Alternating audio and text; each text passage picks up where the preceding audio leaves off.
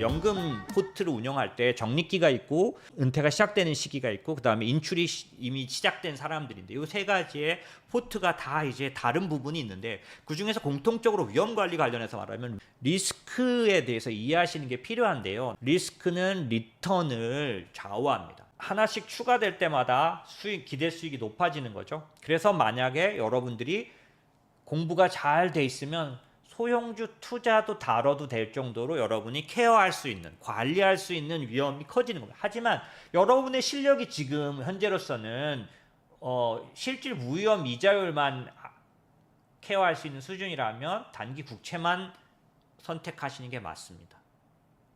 이제 엄두를 내셔서 미국 장기채, 한국 장기채를 사셨다면 이 지금 선택하신 그 채권 안에 새롭게 생긴 위험이 뭐예요? 장단기 금리차 위험이죠.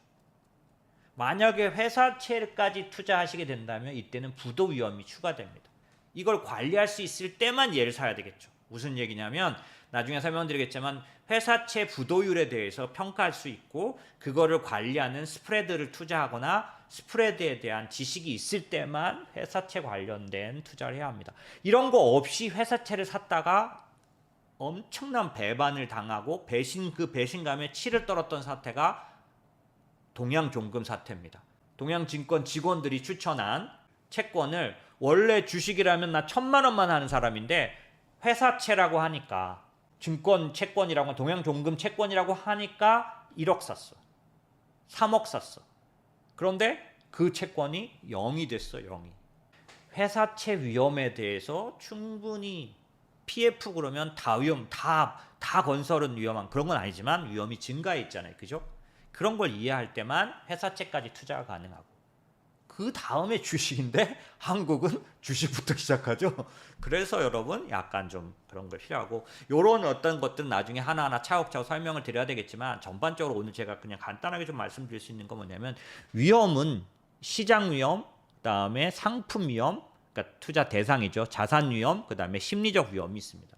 이 각각을 해지하는 방법은 이제 여러 가지 그 방법들을 사용해 장기 투자를 하거나 자산 배분을 하거나 투자 성향을 반영하거나 적립식으로 사거나 네 가지 관리 방법이죠. 근데 오늘은 여기 중에 심리적 위험만 다뤄보려고 합니다. 왜? 아까 제가 말씀드렸잖아요. 이 생각 중독 책 갖고 말씀드렸잖아요. 우리가 불안해지면 여기 이제 내용에 보면 많이 나오는데 저도 이제 그런 쪽에 속한 사람이기 때문에 뭐냐면 막 불안을 물고 불안의 생각이 막 그 눈더미처럼 커지는 스타일의 사람. 근데 여러분들이 투자에서 그런 경향이 많더라고요. 특히 제가 굳이 말씀드리고 싶은 은퇴에 들어가시면 그렇게 될 취약성을 많이 가집니다. 왜냐하면 여러분 한번 생각해 보세요. 내가 얼마가 있는데 이 돈 갖고 더 이상 돈은 못 벌어요. 왜냐하면 취직도 안 되고 나이 들고 아프고 여러 가지 하여튼 그래서 이제 돈을 더 어디가 날 써주지도 않아. 그런데 이 돈이 갑자기 그 최근 사태처럼 폭락해서 15%씩 막 날아가고 그 배당주라고 해서 믿고 샀는데 그 배당주가 막 하락을 크게 하고 막 그러면 잠을 못 자. 은퇴는 행복한 은퇴가 돼야 돼요. 돈이 많으면 행복하다고 생각하시죠? 은퇴자금 한 10몇 억씩 갖고 있으면 뭐 행복한 거 아닌가? 그렇지 않고요. 제가 고액자산가분들하고도 오래 생활했잖아요. 또 많은 분들 돈의 크기와 그 사람의 그런 어떤 행복의 가치가 않아요. 제가 이 데이터 보여드릴까요? 보시면 소득이 올라가서 2억 정도 이제 넘어가면 돈의 효과가 확 줄어들어요. 여기 보시면 이게 돈의 크기인데요. 이렇게 가면은 그런 부분에 돈이 주는 행복이 뚝 떨어집니다. 그래서 사실 돈이 많이 있으면 안 불안할 거야? 그렇지 않아요.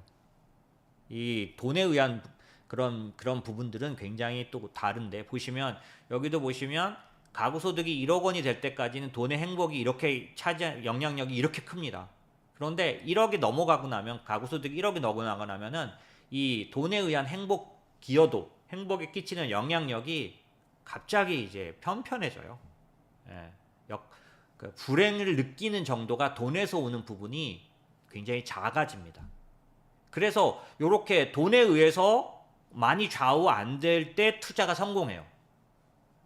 지금 왜 그러냐면 요 얘기 하려고 한 건데, 이제 제가 말씀드리는 것 중에 좀 잠깐 뒤섞이긴 하는데, 뭐냐면 돈이 작을 때, 자산이 작을 때 굉장히 레버리지 투자의 성향이 강해집니다. 한 방을 노리게 되니까. 근데 이게 생물학자인 토마스 카라코라는 사람이 연구한 이 연구에 보면은, 배고프고 목마르고 추운 그런 상태에 있는 새들은, 여기 보시면 씨앗통 실험이란 거였는데, 뭐냐면 두 개의 씨앗통을 세 개 주는데 하나는 씨앗이 없거나 아니면 하나는 6개가 들어있어요.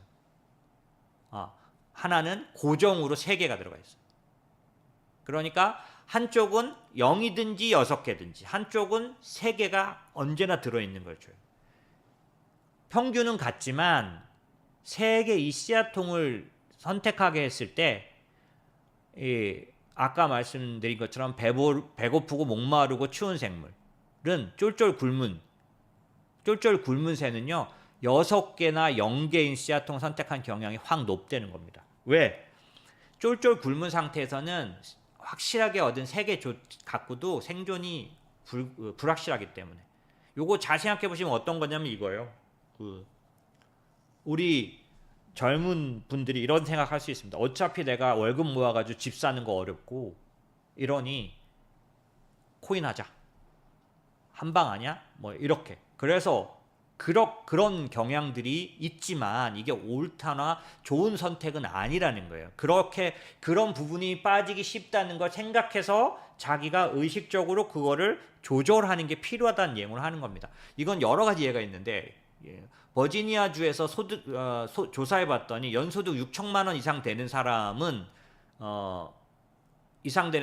소득의 0.11% 정도를 복권에 썼는데 반해서 연소득 2천만 원 이하의 사람들은 그 25배인 2.7%를 그러니까 거의 매주 복권 사는 그런 부분이 많은데, 복권을 사는 게 나쁘다는 뜻이 아니잖아요. 잘 보셔야 되는데, 복권을 사는 비율이 연소득이 높은 사람들은 조금 낮다라는 거예요. 2천만 원 이하의 연소득이 좀 낮은 분들은 25배나 복권을 산다는 거예요. 소위 말하는 부자가 되는 방법에 대해서 이제 보시면 1000명의 미국인에게 부자가 되는 방법을 질문했을 때 저소득층은 일반인의 2배나 되는 21%의 사람들이 복권을 언급했다. 부자 되려면 아예 복권밖에 없죠. 나 같은 사람 복권 돼야지 되는 거 아니에요? 이런 게 21%, 그러니까 2배나 더 높았다는 거예요. 그게 무슨 말이냐면 머릿속에 항상 그런 생각이 남아 있을 수 있다라는 거죠. 이거 비하하는 거 아니니까 오해하지 마시고요. 이건 경향적으로 그렇게 되기가 쉽다라는 얘기예요. 그러니까 내가 빠질 수 있는, 우리가 쉽게 질르거나 쉽게 주식을 손쉽게 시작해 버리거나, 저는 막 해놓고 지금 이런 말씀 드려서 죄송한데 저도 똑같은 사람이라 말을 하는 건데 그러기가 쉽다는 겁니다. 왜? 뭐 이거 그냥 100만 원, 200만 원, 300만 원은 그렇게, 왜냐하면 경향적으로 좀 그렇다는 거예요. 그래서 그런 성향을 생각해서 쉽게 빠지는 오류에 빠지지 않는다는 거죠. 그래서 저소득층 가구 사람들은 적당한 리스크는 회피했지만 엄청난 리스크는 50%더 테이킹하는 선호도가 있다는 겁니다. 엄청난 리스크. 왜냐하면 대가가 엄청나게 크니까. 자산이 7만 5천 불 이하인 투자자들은 복권 같은 주식, 아까 제가 동전주라고 하죠. 500원, 700원짜리, 500원짜리 주식에 집중하는 것. 저렴하고 작은 확률로 대박 날 수 있는 잡주. 이런 것들에 집착하는 이런 성향이 크다는 겁니다. 그리고 지난번에도 제가 말씀드린 것처럼 그래서 막 이렇게 게임스탑 같은 데 막 엄청나게 쫓아다니다가 불행한 자살하는 막 사태들이 막 생기는 거죠. 이제 다시 아까 얘기에 다시 돌아와서 보시면은 지금 아까 말씀드린 것처럼 심리적인 그런 그 위험이 실제로 여러분의 그런 투자 공부에도 영향을 끼치고 있다는 거예요. 그래서 내가 지금 하고 있는 투자 공부의 그런 패턴들을 이렇게 좀 써보시고요. 그것들이 제가 지금 말씀드린 면에서 좀 어떤지 살펴보실 필요가 있어요. 심리적 위험은 이렇게 여러 가지가 있습니다. 그래서 여러분에게 제가 책도 이제 좀 추천을 몇 권 또 드릴 건데, 오늘은 이제 제가 그 행동 재무학적인 그런 고찰, 관찰, 여러분 자신에 대한 이해가 좀 필요합니다.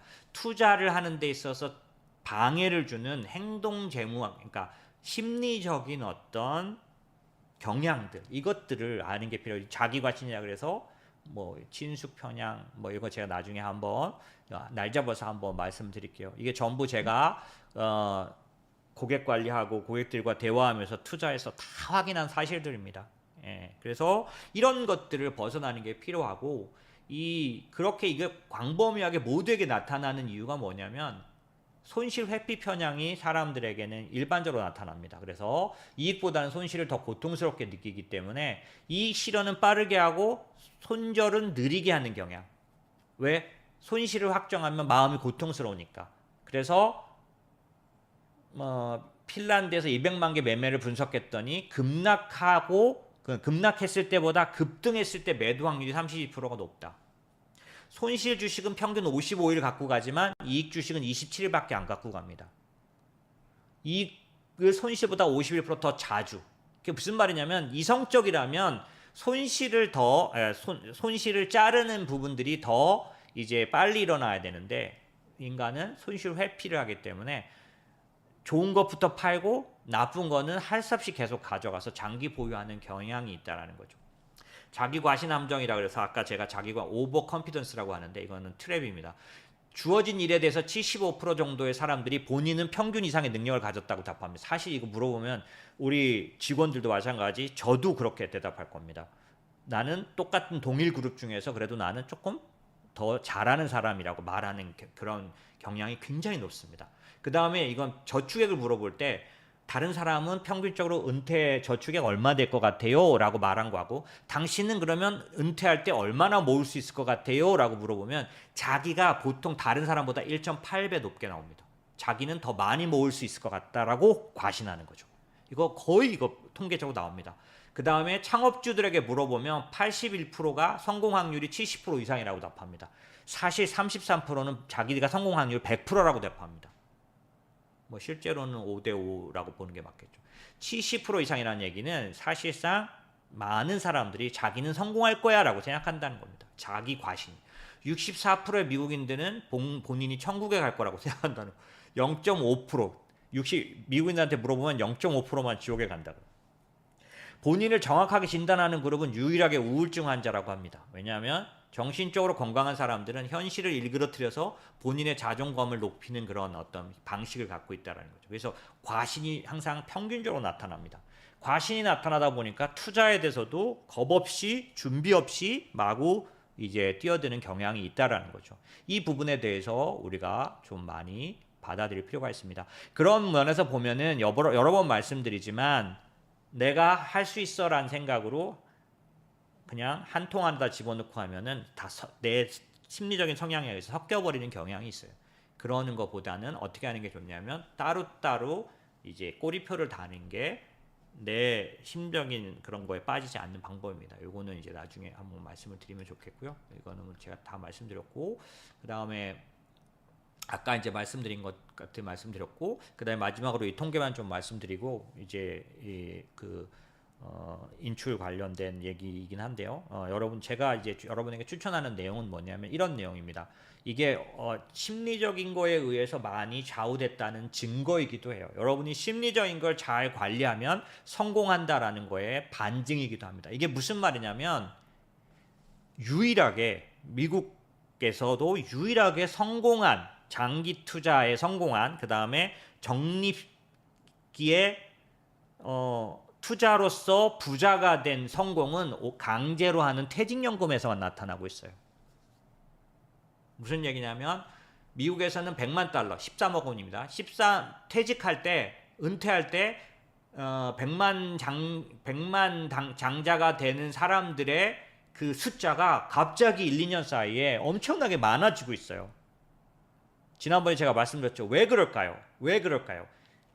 강제로 퇴직연금에서 투자를 할 수 있는 그런 기간이 이제 처음으로 15년, 20년, 짧게는 10년이지만 15년, 20년이 강제로, 그러니까 미국의 401k가 강제로 시작돼서 돌아간 지 20년이 됩니다, 이제.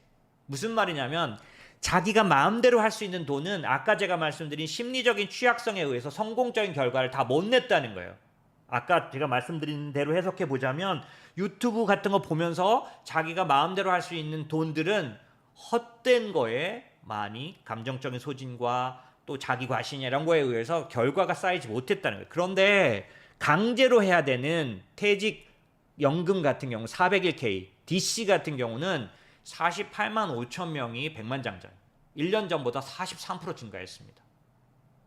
전문가들은 연금 100만 장자 가운데는 자산가는 고소득 전문층이 아닌 평범한 직장인도 다수. 왜? 강제로 하니까. 퇴직연금, 401k 퇴직연금 운영 수익률은 20년간 연평균 8.6%. 돌아버리는 거예요. 한국은 몇 프로인지 아십니까? 20년 평균, 연평균? 예, 2%가 안 돼요. 1.6%가 그렇습니다. 미국 8.6%. 연평균 8.6%의 수익률로 은퇴하기까지 30년간 월 60만 원을 넣는다면 복리마법으로 9억 5,300만 원. 만약에 이들이 401k는 S&P 500에 투자 주로 한다고 지난번에 설명드렸죠. 보여드렸죠. 연 8.6 나오기 때문에 만약에 60만 원씩 넣었다면 10억을 들고 나간다는 겁니다. 이 정도면 여러분 충분하지 않아요? 그럼 그 비결이 뭔가 자세히 조사해 봤습니다. 연금 100만 달러, 13억을 갖게 된 거에는 높은 주식 투자 비중. 그 다음에 연금 자산 원리금에 반치하는 게 아니라 우상향하는 미국 주식에. 특히 피델리티의 조사에 의하면 이런 사람들은 평균 보유 계좌가 26년간 연평균 자기소득이 17%. 예. 그러니까 회사에서 강제로 떼어가는 거 말고 투자금을 쌓인 거 말고 IRP 같은 거로 더 넣었다는 거예요. 성공하면 할수록 점점 자기가 더 믿게 되죠. 투자 공부를 하고 경험을 하면 점점점 확신이 듭니다. 마음이 편안해지고 더욱더 미래를 준비할 수 있는 게 되는 거죠. 보시면 그 열풍이 MZ들에게 지금 영향을 끼쳐서 미국에서는 MZ세대에서도 연금 투자 열풍이 불고 있다. 왜? 이 사례를 보니까요. 여러분 직장에서 혹시라도 여러분 선배가 한 26년, 30년 만에 나가는데 13억 들고 나간다. 여러분 어떻게 될까요?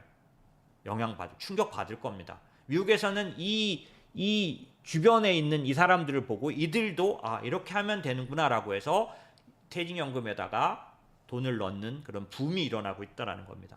연금계좌 방치하지 말아야 되는 거죠. 피델리티가 조사한 걸로 하면 밀레니얼 세대가 아까 제가 말씀드렸죠. 미국의 여러 세대, 베이비 부모부터 해서 여러 세대 중에 유일하게 지금 밀레니얼 세대가 얼마? 평균 자산이 8,134원이에요. DC에 들어가 있는. 꾸준히 이들은 경험을 통해서 많이 넣고 있는 겁니다. 이런 부분들은 이제 미국의 선순환, 그러니까 미국의 주식시장을 올려놓는 선순환을 이루고 있어요. 왜? 매년 들어온 돈이 퇴직연금에서만 535조가 S&P 500으로 들어옵니다. 예, 나스닥으로 들어옵니다. 반면 우리나라의 퇴직연금 78%는 원리금 보장이에요. 예, 보면 184조 중에서 144조가 원리금 보장형에 들어가 있다는 겁니다. 여러분, 요건 제가 제가 지금 읽은 기사의 밑에 댓글들입니다. 보세요. 이 사람들 비난하는 건 전혀 아닙니다. 혹시라도 오해하지 마세요. 그냥 우리가 퇴직연금에 대해서 어떤 생각을 갖고 있는지가 여기 그냥 다 드러납니다. 보시면 미국서나 가능한 일을 마치 한국에서 가능한 것처럼 써놨네요. 한국에서 저랬다간 은퇴할 때 쪽박이에요. 미국이라 가능한 일입니다. 한국에서 이랬다간 노후에 손가락 빨아요. 미국 주식은 되지. 우상향 해왔으니까. 미국이니까 가능한 겁니다. 자, 여러분. 미국만 가능한가요? 아니잖아요. 그냥 우리는 그냥 기계적으로 그냥 그렇게 사오라고 와서 그렇지. 지금 왜 안 됩니까? 여러분, 제가 이번 주에 그것만 뭐죠? 그 증권사 이거 자동 매수되는 거 알아봤더니 다른 데는 모르겠는데 미래에셋은 되던데요. 예. 이모스트는 자동 지금 매달 이거 해주고 있는데 그 얘기를 제가 벌써 몇 년인가요 지금? 근데 이런 얘기가 아직도 일반적입니다. 왜 퇴직연금에서 미국이나 가능합니까? 퇴직연금에서 미국 투자할 수 있는데? 그러니까 그런 면에서 제가 생각할 때는 우리가 남들도 하고 너무 당연하게 나도 따라가는 그 수익률 싸움 유튜브 보고 침체야? 뭐야? 뭐가 대박? 뭐만 남았습니다. 막 그런 거 아직 투자 지식이 높지 않은데 주식으로 곧바로 가는 거 그런 거 조심하는 게 저는 더 향후 왜냐하면 이거 아까 제가 보여드렸던 이런 걸 배운 사람들이 결국에는 은퇴도 행복하게 되지만은 이런 시장을 통해서 결국에는 돌아오는 걸 보는 사람들이 시장에다 그냥 자기 전액을 맡겨놓고 은퇴자금 맡겨놓고 4년치 현금만 갖고도 편안하고 아까 제가 말씀드렸잖아요. 이 불안 중독에 안 빠지고 만약에 떨어지고 내가 뭐 놓친 일들이 일어나면 내가 갖고 있는 현금으로 생활비 찾아 쓰면서 한 주도 안 팔고 그냥 계속 4년을 버틸 수 있습니다. 예. 그런 돈을 갖고 아까 제가 뭐라 그랬죠? 제가 요거만 봐. 예측이 아니라 준비성에 투자하라. 그러려면 뭘 해야 될까요? 이런 경험을 해야 됩니다. 시장이 정말 좋은 대상에 대해 투자를 해놓으면 어찌 나는 모르지만 폭락했어도 다시 올라간다는 거. 어느 시장이나 그렇진 않습니다. 미국 시장은 적어도 지금까지 몇십 년간 계속 그래왔어요. 예. 그런 시장이 있는데 왜 한국을 사례로 삼습니까? 미국에 투자하면 되잖아요. 그죠? 그 다음에 투자할 수 있는 방법도 자동 매수 방법도 있고 이모스트 같은 데들이 그걸 하고 있는데 왜 그렇게 안 하십니까? 그래서 그런 측면에서 보면 저로서는 여러분들이 그 시세 쫓아다니고 침체를 마치냐 안 마치냐 이러기보다는 이런 지식들 이런 것들에 시간을 드렸으면 좋겠습니다. 자.